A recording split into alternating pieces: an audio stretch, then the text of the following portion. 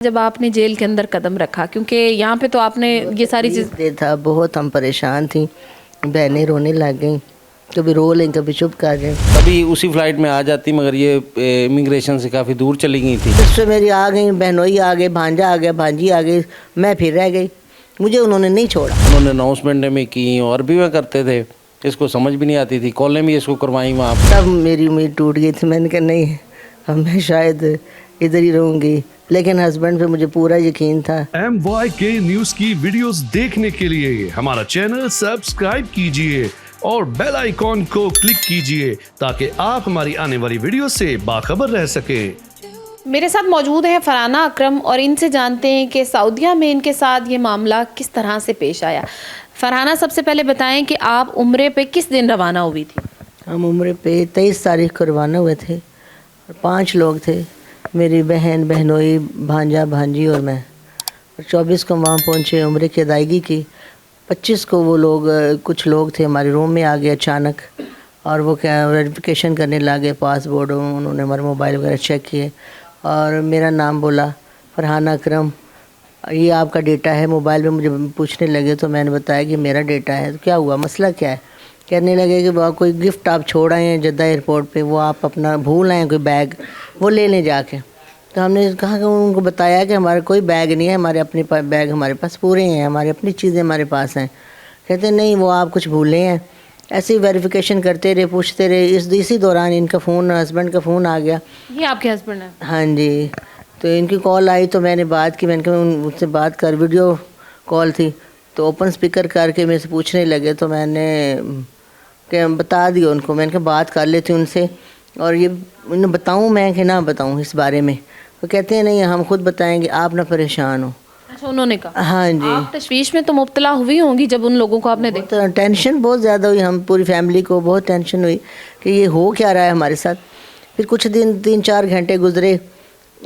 پہلے تو وہ ہمارے روم کے انٹر بھی ہوئے ہیں اور روم کے ڈور میں بیٹھ گئے. 2 لوگ وہاں بیٹھے ہیں، ہمیں باہر جانے کی پرمیشن نہیں. 2 لیڈیز بھی ساتھ تھیں. 1 بائی 1 ہمیں پوچھتے رہے. پھر انہوں نے کہا کہ آپ ریڈی ہو جائیں، جلدی سے یہاں سے نکلیں، ہمارے ساتھ چلیں.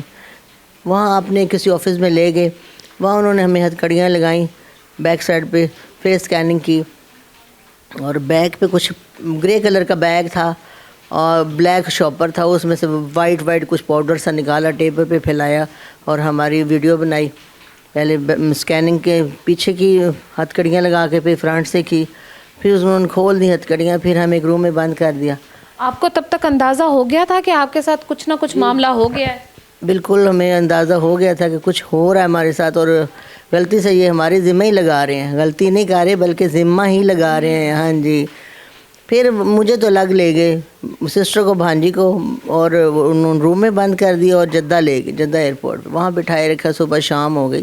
میں نے ان سے کہا آپ ظالم قسم کے لوگ ہیں، ہمیں بھوکا پیاسا رکھا ہوا ہے، میں صبح سے کچھ بھی نہیں کھایا پیا، پیاس لگی مجھے، پانی پلا دیں. کھانے پینے کا بھی کچھ نہیں؟ کچھ بھی نہیں. ہاں جی. زنجیر لگا دی، پاؤں میں بھی زنجیر لگا دی، ہاتھوں میں بھی لگا دی. میں نے ان کو بتایا کہ میری اسٹیٹمنٹ لے لیں، میں گورنمنٹ سروینٹ ہوں، ہماری ایمبیسی سے پتہ کروائیں، پاکستان سے پتہ کروائیں. لیکن وہ نہیں مانے، کسی بات کو نہیں مانے.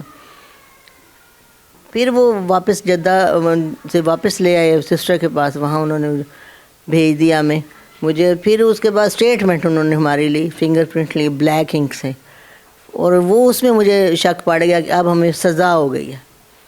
بلیک انک سے جب انہوں نے سبھی کے فنگر پرنٹ لیے اور یہ پوری یعنی ہتھیلیوں کا بھی انہوں نے لے لیا، تو پھر ہمیں جیل بھیج دیا.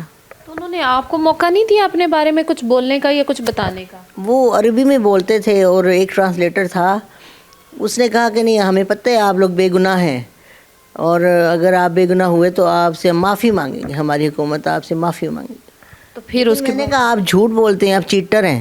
آپ نے پہلے بھی کہا کہ ہم جدہ میں جائیں ایئرپورٹ میں، وہاں ایک آدمی کی شناخت کرنی ہے. تو میں نے ان سے بولا کہ شناخت نہیں کرنی، کون ہے، ہمیں تو کچھ پتہ نہیں، کیوں ہم جاؤں، میں کیوں جاؤں وہاں پہ. لیکن وہ نہیں مانے، وہ کہتے ہیں نہیں آپ نے جانا ہے. زبردستی مجھے وہاں پہ لے گئے. کچھ بھی نہیں تھا اسٹیٹمنٹ، کچھ انہوں نے پوچھنے تھے کویسچن، انہوں نے وہ تیار کیے اور پھر مجھے واپس وہاں اپنے سسٹر کے پاس بھیجا تھا. تو میں نے ان سے بولا کہ آپ چیٹر ہیں، اور آپ یہاں، میں نے کہا اللہ کی پاک سرزمین ہے، مسجد نبوی ہے, حضور کا روزہ ہے, روز کی عبادت کرنے آتے ہیں, عمرہ کرنے آتے ہیں, اور آپ ان کو چیٹ کر کے ان کو پھنسا لیتے ہیں. میں نے یہاں تک ان کو بہت غلط الفاظ میں نے بولے غصے میں آ کے, لیکن وہ نہیں مانے کسی بات کو بھی. پھر ہمیں انہوں نے جیل بھیج دیا. جیل؟ اور جیل میں الگ الگ تھے آپ لوگ یا اکٹھے تھے؟ اکٹھے تھے ہم تینوں اکٹھے تھے. 3 خواتین اکٹھی تھی؟ مرد؟ ہاں, مردوں کی جیل میں بھیجا اور ہمیں عورتوں کی جیل. کیسا ٹائم تھا وہ؟ بہت بڑے بڑے دروازے, اتنے بڑے بڑے لاک, اور ہم تو ایک دم گھبرا گئے. اور میری سسٹر کا BP ہائی ہو گیا, ان کے پاؤں اتنے سویل ہو چکے تھے دھکے دے دے کے, یعنی کہ کبھی کہیں لے جاتے کبھی کہیں گھماتے تھے گاڑی میں بٹھا کے. وہ آرمی کی گاڑی تھی, جنگلے والی کوئی, تو ویسی وہ عجیب قسم کی گاڑی تھی, کچھ ہمیں نظر نہیں آتا تھا. جب وہ جیل کے روم میں ہم گئے تو وہاں ایک روشن دان سے ہمیں صرف ہلکی سی روشنی نظر آتی, تو ہمیں پتہ چلتا تھا اب صبح ہو گئی, اب شام ہو گئی. ہمیں کچھ پتہ نہیں چل رہا تھا کہ ہمارے ساتھ ہو کیا رہا ہے, کن حالات میں. ہم تھوڑی دیر رو لیں, پھر چپ کر لیں, پھر ایسے ہی ہم گزارا کریں. فون وغیرہ سب کچھ لے لیا تھا یہ ہاں جی, فون, ہمارے گولڈ, پیسے ہمارے پاس تھے, وہ سارے ہمارے انہوں نے رکھ لی بالکل. قیدیوں والا قیدیوں والا ہمیں یونیفارم دے دیا, وہ ہم نے پہنا. کتنا ٹائم رہی ہیں آپ جیل میں؟ میں 20 دن رہی ہوں. سارے سسٹر 10 دن رہی ہیں اور میں 20 دن رہی ہوں. ٹھیک ہے. جب ہم انٹر ہوئے ہیں تو وہاں ایک بچی تھی, پاکستانی تھی, اس نے ہمیں کہا کہ آنٹی آپ ہمیں نمبر دیں, موبائل نمبر, تو میں کانٹیکٹ کرتی ہوں آپ کے گھر والوں سے. پھر اس نے اس کو نمبر دیا تو اس نے کانٹیکٹ کیا, تو پھر ان سے رابطہ ہوا.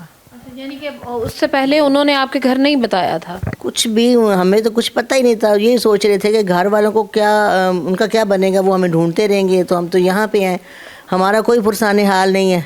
آپ عمرے کے لیے کتنے دن کے لیے گئی تھی؟ کتنا ویزا تھا؟ 28 دن کا. 28 دن کا ویزا تھا. اور دوسرے دن ہی آپ کے ساتھ یہ سارا معاملہ ہوا؟ جی, دوسرے دن ہی ہو گیا. تو اس ٹائم پہ مطلب جب آپ کے ساتھ یہ ساری چیزیں ہو رہی تھی, آپ کے گھر بھی اطلاع ہو گئی, تو ان کا کچھ رویے میں آپ نے رد و بدل دیکھا, یا کہ وہ انویسٹیگیشن کی طرح آپ کو لے رہے ہیں, یا آپ پراپر مجرم آپ کو ثابت کر دیا؟ ہاں جی, پراپر مجرم ثابت کر کے ہی انہوں نے ہمیں جیل میں بھیجا. پھر اس کے بعد آپ اس جیل سے کیسے نکلی؟ کیونکہ میں نے جہاں تک سنا ہے کہ ان کی جیلیں بھی, اللہ معاف کرے, ہماری جیلیں تو پھر بھی جیلیں ہیں. جیل کے باہر ایک باکس تھا فون والا, تو وہ نمبر وغیرہ لوگ باہر کال کر لیتے تھے, جہاں مرضی کرتے وہ, یعنی کر سکتے تھے, وہ یہ سہولت تھی ان کی.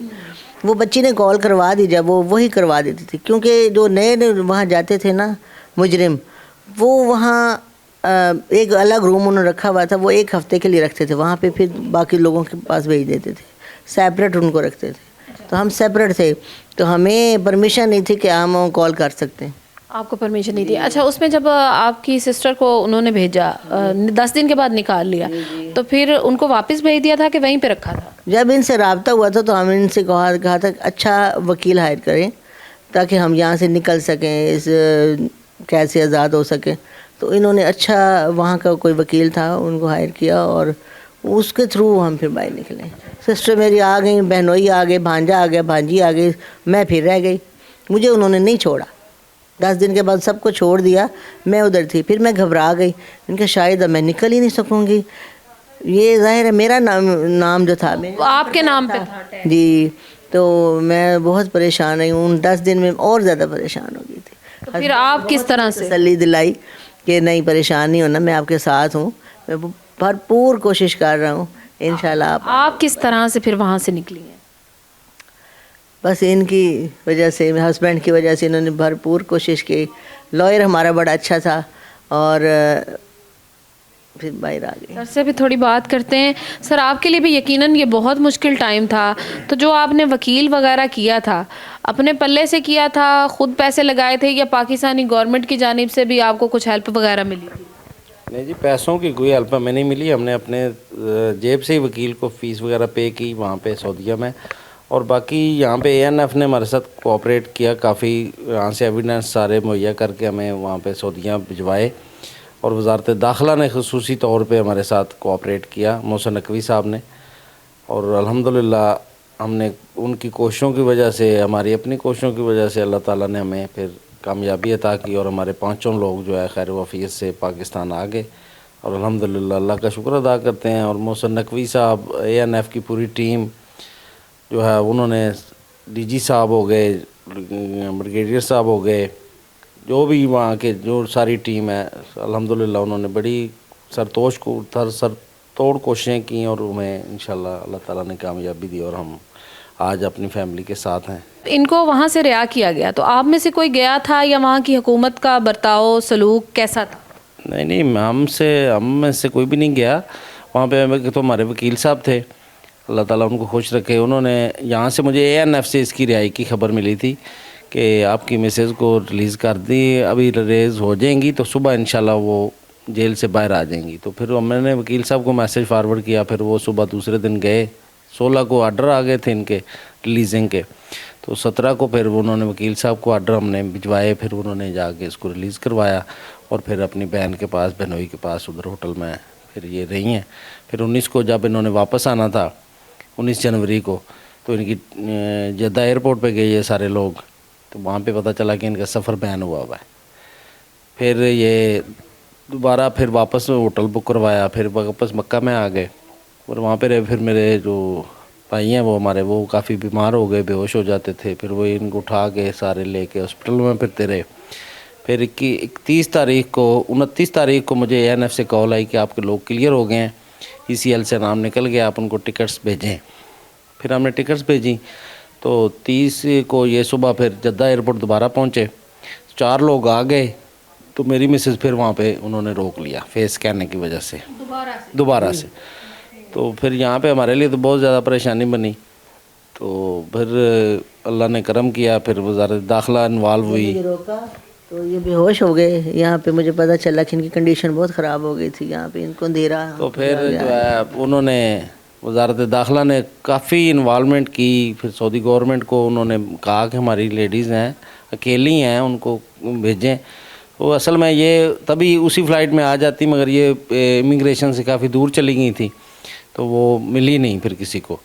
उन्होंने अनाउंसमेंट में की और अरबी में करते थे, इसको समझ भी नहीं आती थी। कॉलें भी इसको करवाई, वहाँ के जो कंट्रोलर हैं जद्दा एयरपोर्ट के, उन्होंने भी कॉल की, मुझे भी की। वो फिर आ गए अल्हम्दुलिल्लाह, अल्लाह ताला ने करमबाजी की। फिर 31 तारीख की दोबारा टिकट करवा के भेजी यहाँ से, तो फिर अल्हम्दुलिल्लाह ये 31 को आप लोगों को तो ये उम्रा बहुत महंगा पड़ गया। लेकिन उस सारी बातों में अब सबसे बड़ा सवाल ये है कि ये सब हुआ कैसे? ये हुआ ऐसे कि यहाँ से कोई बंदा था जिसने टैग हमारे बैग का उतारा, फराना अकरम के नाम का टैग उतारा, और टैग उतार के तो उस मंशियात वाले बैग पे लगा दिया। अब वो एक हमें बेनिफिट ये मिल गया था, तभी उसकी गलती थी या उसकी अल्लाह ने उससे करवाई। उसका जो इनका टैग था वो 23 किलो के बैग का था, उसने लगा दिया 2.5 किलो के बैग के ऊपर, तो वो भी एक जो एविडेंस था वो हमारे हक में चला गया। आपको कोई शक शुक नहीं पड़ा कि कोई टैग आपका उतार रहा है, या किस वक्त ये मामला जो है सारा पेश आया कि आपके बैग का, लगेज का टैग उतार कर एक चर्च के या किसी भी ऐसी चीज़ के जो कि मतलब इस तरह की है उसको लगा दिया? वो जब आप सामान बोर्डिंग करवाते हैं एयरपोर्ट पे, या आपको भी आइडिया होगा, मैं तो कभी गया नहीं हूँ, बोर्डिंग करवा के आप सामान जमा हो जाता है, आपका टैग ऊपर लग जाता है। ये उस हमले ने किया जो लोडिंग करते हैं, सेग्रीगेशन जहाँ होती है ना सामान की, ये जद्दा का सामान है, ये UK का है, ये कनाडा का है, ये अमेरिका का है, नीचे जब चला जाता है कार्गो वाले सेक्शन में, वहाँ पे ये हरकत हुई है। अब उस वक्त कोई भी पर्सन, कोई भी पैसेंजर जो होता है वो सामान के पास नहीं होता, उसने सामान ही होता है और कार्गो का हमला होता है, वो सामान के साथ जो मर्ज़ी करें। और ये मेरी दरख्वास्त ये है कि सबसे कि ये जो वहाँ पे पर्सन होते हैं, ये जो लोग होते हैं सारे जो ये लोडिंग वगैरह करते हैं, ये इनकी सख्त कड़ी निगरानी होनी चाहिए। बिल्कुल जी, ये गड़बड़ हुई है हमारे अपने मुल्क से ही, हमारे एयरपोर्ट पे। अच्छा, मुझे आप ये बताएं कि वो पहला लम्हा किस तरह का था जब आपने जेल के अंदर कदम रखा, क्योंकि यहाँ पे तो आपने ये सारी चीज़ था, बहुत हम परेशान थी, बहनें रोने लग गई, कभी रो लें कभी चुप कर जाएं, यही बात करें कि हमारे घर वालों को कोई ख़बर नहीं है, हम अकेले हैं यहाँ पे। बहुत तकलीफ दी। कभी ख्वाब में भी सोचा था कि ऐसा भी हो सकता है? कभी भी नहीं सोचा था कि इस तरह हमारे साथ ये हालात होंगे, ये मामलात होंगे। और कोई एक लम्हा जब कोई उम्मीद टूटी हो कि बस अब मैं नहीं जा सकती, अब तो मैं यहीं पे रहूँगी? जब मेरी सिस्टर चली गई, भांजी चली गई, तब मेरी उम्मीद टूट गई थी। मैंने कहा नहीं, अब मैं शायद इधर ही रहूँगी, लेकिन हस्बैंड पे मुझे पूरा यकीन था میں نے کہا نہیں یہ نکلوائیں گے, ضرور نکلوائیں گے. مجھے ان پہ پورا بھروسہ تھا. اب ان سے اور بھی پیار بڑھ گیا ہے. جی بالکل. اچھا, تو جب آئی پاکستان, مطلب جب پتہ چل گیا کہ جہاز میں بیٹھ گئی ہوں, اتنی دفعہ چونکہ آپ آنے لگی نہیں آ سکی, روک لیا گیا, تو پھر جب اپنے ملک پہنچی تو پھر کیا فیلنگس تھی؟ شکر الحمدللہ, شکر اللہ تعالیٰ کا لاکھ لاکھ شکر ہے. اللہ تعالیٰ خیریت سے پہنچا دیا مجھے واپس. میں اکیلی تھی وہاں پہ, اور وہ بھی انہیں کی وجہ سے. شکر الحمدللہ. اور اینڈ تک یہ انہوں نے میرا ساتھ دیا جب تک جہاز فلائی نہیں ہو گیا. بالکل جی, اللہ تعالیٰ کی طرف سے یہ آپ کے لیے آزمائش تھی, کیونکہ ہر انسان کے دل میں خواہش ہوتی ہے, ہر مسلمان کے دل میں یہ خواہش ہے کہ وہ عمرے کی ادائیگی کے لیے سعودیہ جائے. لیکن جب ہمارے ملک سے عمرے کی ادائیگی پہ جانے والے لوگوں کے ساتھ اس طرح کا سلوک کیا جائے گا, بیرون ملک ان کو اس میں نہیں مانتی کہ ان کی کوئی غلطی ہے یا ان کا قصور ہے, کیونکہ ان کے نام سے اگر ان کے پاس کوئی چیز گئی ہے تو ظاہر ہے وہ تو انہی کو قصوروار سمجھیں گے. تو سب سے بڑی جو بات ہے وہ ذہن میں یہ رکھنے کی ہے کہ جب آپ اپنے سفر پر روانہ ہو رہے ہیں اور آپ اپنے ایئرپورٹ پر چیک ان کر رہے ہیں, تو وہاں پر آپ اپنی چیزوں پر بھی پورا دھیان رکھیں, کیونکہ اس ملک میں کوئی بھی قابل اعتبار نہیں ہے. اپنے چند روپے کے مفاد کی خاطر آپ کی جان کو کوئی بھی اس ملک میں سولی پر لٹکا دیتا ہے, اور اس کو پرواہ نہیں ہوتی کہ اگلے ملک میں آپ جا رہے ہیں تو آپ کے ساتھ کس طرح کا سلوک کیا جائے گا.